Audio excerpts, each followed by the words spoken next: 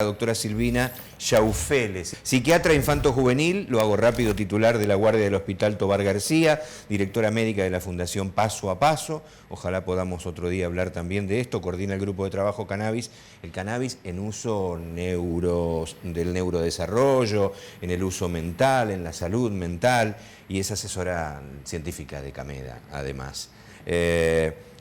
¿Hay conciencia del autismo, Silvina, en la gente, en el común de la gente? Bueno, cada vez más, digamos que a nivel de nuestro país y a nivel mundial también. Ya hablamos hoy por hoy de cifras, el Centro de Enfermedades de Estados Unidos que hace estadísticas bueno, nosotros traspolamos a veces, ya habla de un niño cada 54 nacidos que pertenece a la condición del espectro autista.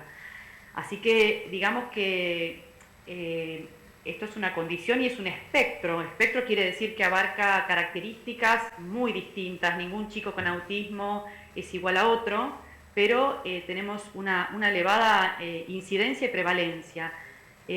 Así que sí, creo que cada vez el nombre de autismo suena más en el público en general. Antes era quizás más de la población de los profesionales de la salud y hoy por hoy ya se escucha en varios círculos, en el colegio, en diferentes ámbitos, ¿no es cierto? Silvina, digo bien cuando me preguntan y me dicen no digas, a ver, ¿estamos bien? Sí, me está escuchando. Digo bien cuando digo que no es trastorno del espectro autista. Tratan de poner ahora que es condición del espectro autista. ¿Está bien eso? Está perfecto. La verdad que el autismo fue cambiando de nombres a lo largo de la historia de la psiquiatría y de la salud. Hoy por hoy consideramos que es una condición del neurodesarrollo que ya se puede detectar a edades muy tempranas y no lo pensamos como un trastorno porque tiene que ver con un modo distinto de un neurodesarrollo, digamos, un modo distinto de procesar la información sobre todo. Así que por eso hablamos de condición hoy por hoy. Mauri, antes de lo que le pasó a Fran, ¿no?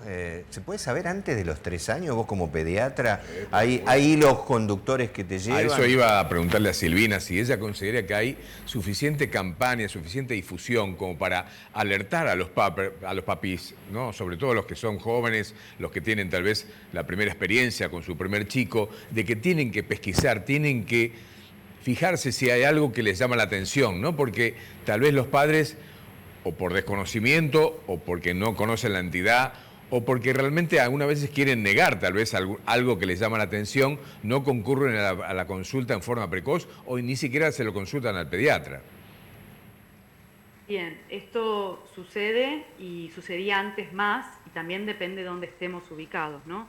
Pero hoy ya hablamos de señales de alarma que ya pueden verse desde muy chiquititos, antes del año. Hay un par de pautas que es importante tener presente, que tienen que ver sobre todo con lo que es lo social, ¿no es cierto? La sonrisa social de los 2, 3 meses, después lo que implican los gestos, las señales, y todo esto son desarrollos normales que tienen un rango para ser manifestados, que si no se detectan temprano, se pierde tiempo. Y esto es importante porque cuanto más temprano se pueda pesquisar, se pueda detectar esta condición, uno puede rápidamente implementar terapias para los desafíos que ese chico tenga, ¿sí? Porque todos los chicos con autismo tienen diferentes desafíos, pero digamos que lo principal está en el área de la sociabilización, en el área de la comunicación, de la interacción social. Entonces, esos son los primeros, no así como lo motor, por ejemplo. Los chicos en general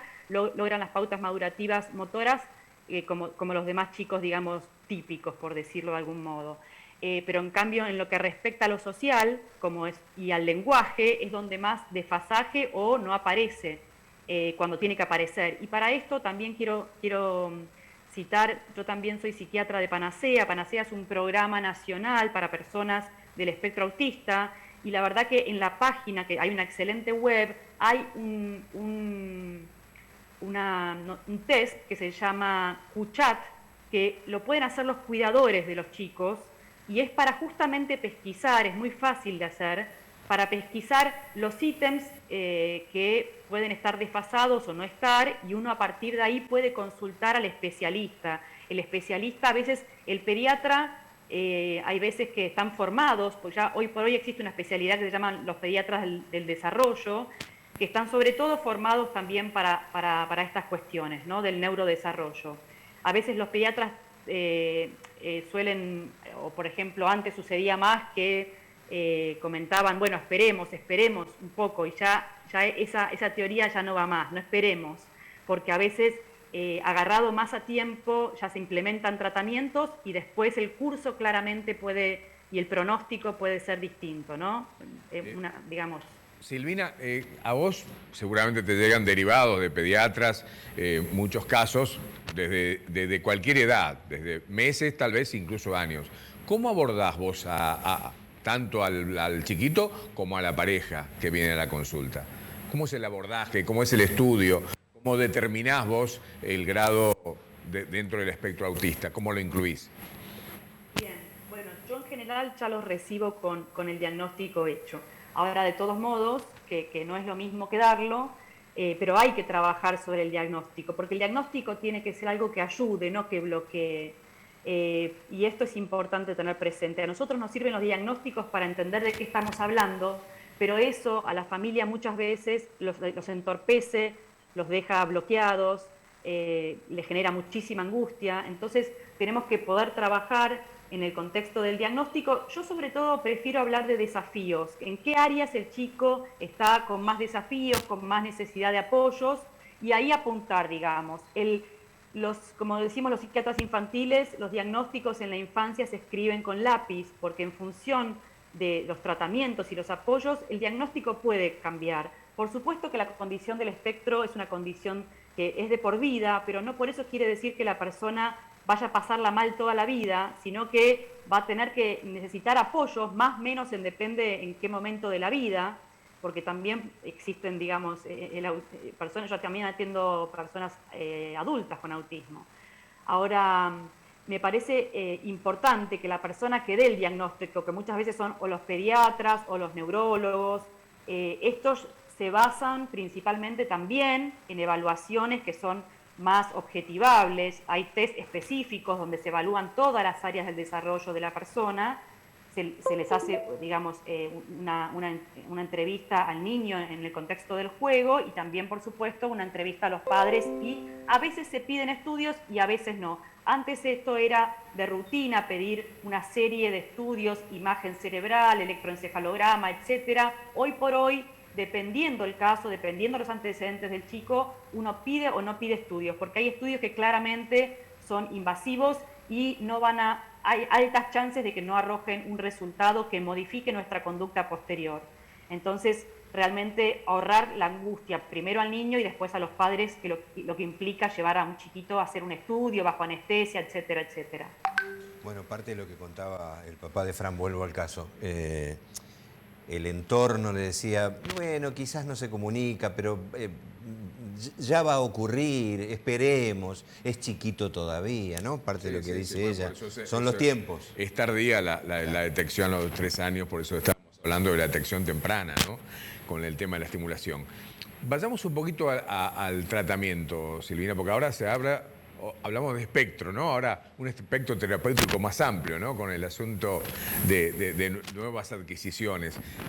¿Cuál es tu experiencia con Kameda, la experiencia con cannabis?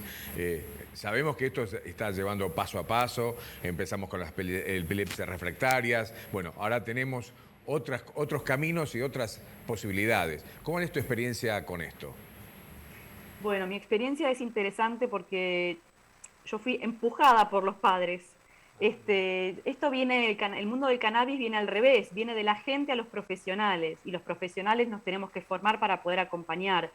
Yo, después de hacer mi formación en psiquiatría, en la medicina convencional, hice mi formación en homeopatía, que es una medicina alternativa, con lo cual ya dentro de la medicina es algo raro o fuera de lo común, con lo cual los primeros padres allá por el 2017 se animaron a preguntarme qué opinaba del cannabis, a lo que yo, los primeros padres, les dije que no tenía idea, hasta que me dio ya un poco de vergüenza contestar eso, y me empecé a formar, me empecé a leer, empecé a ver jornadas, cursos, etcétera, y así me decidí después de un tiempo empezar a acompañar en los tratamientos cuando era una indicación posible. Esto fue avanzando en los últimos años en relación al autismo. Los estudios de investigación que tenemos hoy, ya tenemos un estudio contra placebo, sobre todo en Israel.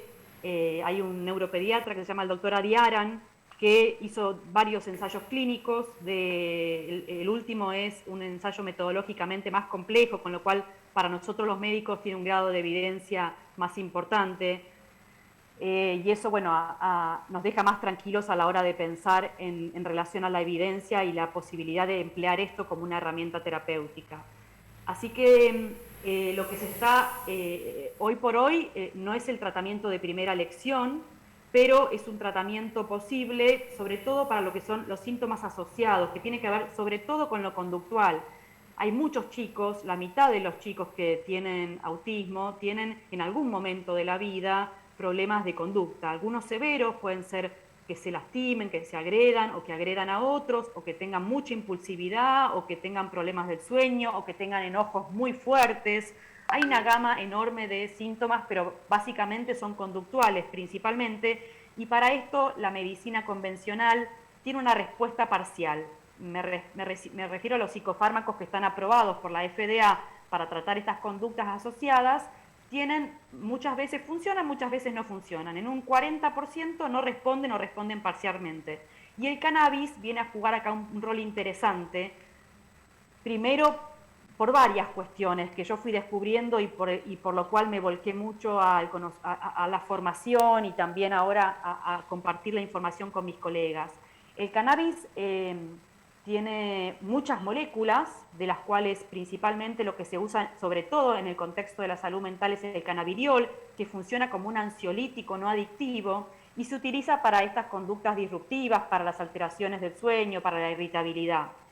Entonces, ya hay evidencia que el cannabidiol tiene un efecto mayor al placebo, con buenos resultados y muy buen nivel de tolerancia. ¿Qué quiere decir? Muy bajo porcentaje de efecto adverso. Los efectos adversos que pueden suceder son leves a moderados, no así el perfil de los psicofármacos, que muchas veces tienen que ver con alteraciones metabólicas y otras cuestiones también que conocemos bastante, de sedación, etc. Entonces, esto hoy por hoy viene a jugar una herramienta interesante a la hora de cuando un tratamiento no funciona, o hay padres que también vienen con la idea de que ¿por qué no empezar por acá? Y yo ahí converso mucho, yo trato de educar y de comentar lo que existe de la evidencia, con lo cual, bueno, yo he visto resultados muy interesantes y con lo que a mí más me gusta de todo esto tiene que ver con el perfil de efectos adversos, que es tan bajito. Y por otro lado, la otra cuestión muy motivante, que el cannabis impacta en los síntomas centrales o nucleares del autismo, que son los síntomas propiamente dichos de la condición. En cambio, no hay respuesta de los psicofármacos en relación a la mejoría de estos síntomas centrales. Y acá, bueno, es algo que también suma mucho, porque cuando los padres dicen está mucho más conectado, puede interaccionar mejor, todo esto es muy rico a la hora de la calidad de vida del niño y también de la familia.